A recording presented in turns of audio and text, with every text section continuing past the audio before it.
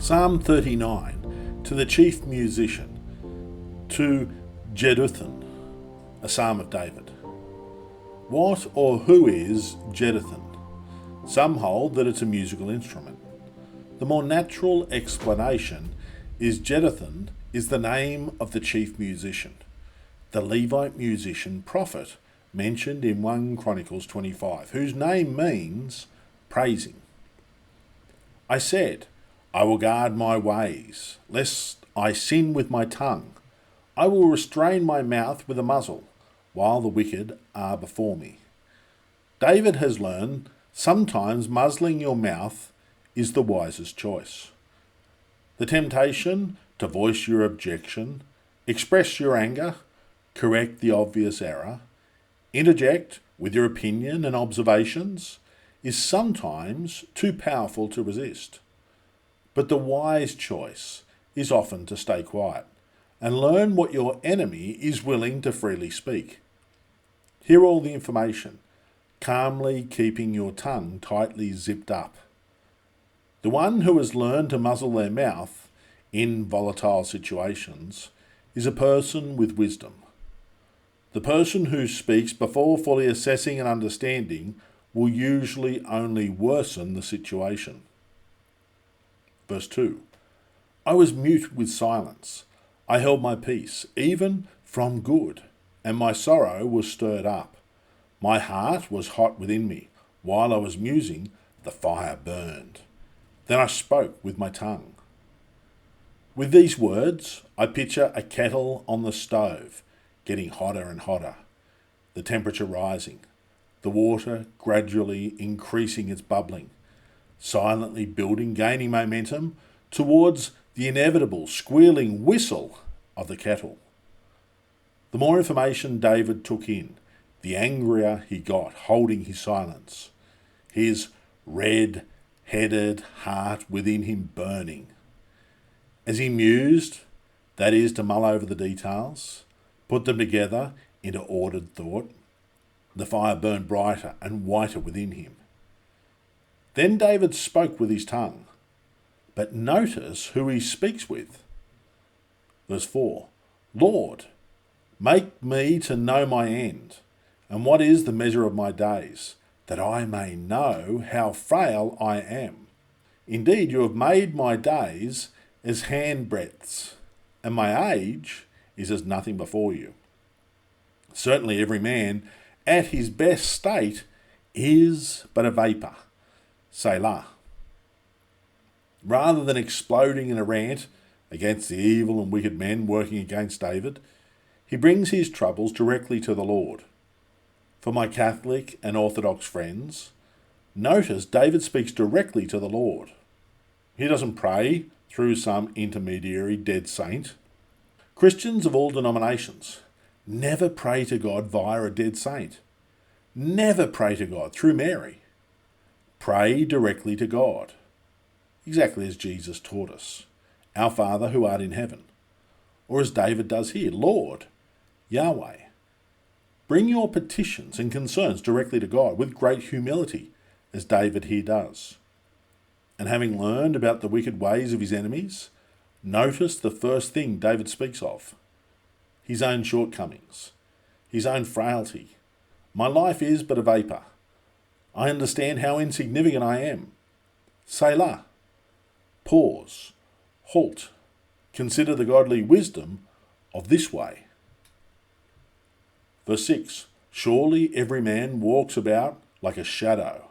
Surely they busy themselves in vain. He heaps up riches and does not know who will gather them. And now, Lord, what do I wait for? My hope is in you. David has experienced the highs and lows of life. David has had time to contemplate the emptiness of life, to live a carnal life of self-centered, me-first accumulation is so vain and ultimately pointless. David's son Solomon will go on to major in this theme in the book of Ecclesiastes. There are the basic necessities of life we all have to work for. But if we allow these carnal necessities to become our sole focus, we'll end up wasting the short, precious life God has given us. We can only find true hope when we realise living to serve God is the only way to live with purpose. David's hope was in Yahweh. My hope is also in Yahweh. Don't waste your life heaping up earthly riches. Verse 8. Deliver me from all my transgressions. Do not make me the reproach of the foolish. I was mute. I did not open my mouth because it was you who did it. It's in the last 6 verses we get the proper context of this psalm. So this is the fuller scene. David is suffering the judgment of God for some sin he committed. Perhaps the Uriah and Bathsheba disgrace. We're not told. David silently listened to his enemies railing against him, accusing him, judging him, condemning him. And David held his tongue, as he knew he was guilty. He knew he was under the judgment of God. Having now suffered the public humiliation of his enemies, as well as suffering terrible physical sickness for his transgressions, David now calls out to God to deliver him to end his time of judgment and humiliation. David refused to speak in his own defence as an act of humility and contrition before his God. Verse 10. Remove your plague from me. I am consumed by the blow of your hand.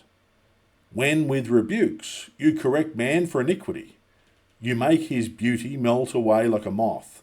Surely every man is vapour. Selah. David asked God for physical healing. This reference to plague telling as to the severity of his condition. His physical sickness nearly consumed David. It brought David to death's door. And David fully recognised this sickness as a rightful judgment due to his iniquity. David was a very handsome man. But this plague, sent upon David by God, had melted away David's handsome looks, had eaten at him like moths destroying clothes in a closet. David had been humbled and brought down from his lofty, haughty heights as king. He now knew his place before God, but a vapour, just a lowly shepherd boy. Verse 12. Hear my prayer, O Lord, and give ear to my cry. Do not be silent at my tears, for I am a stranger with you, a sojourner, as all my fathers were. Remove your gaze from me, that I may regain strength before I go away and am no more. We each need to daily ensure our relationship with Jesus is strong. Come to him day by day, not to earn our salvation or add to our salvation or work for our salvation. Jesus already paid the penalty for our sin on the cross. The work of redemption is completed. But our work in service to him is ongoing. Daily service, daily prayer, daily reverence before him. We're sojourners on this earth, living as ambassadors for Christ, sharing the gospel, edifying the saints, studying his word, becoming more like Jesus, walking in the path he's laid out before us. And if we fall under the judgment of God for iniquity, we need to humble ourselves before God, confess our sins, and cry out to him for mercy and for his strength to restore us. For he is faithful and just to forgive us our sins and to cleanse us from all unrighteousness. Until our next study, may God richly bless you all.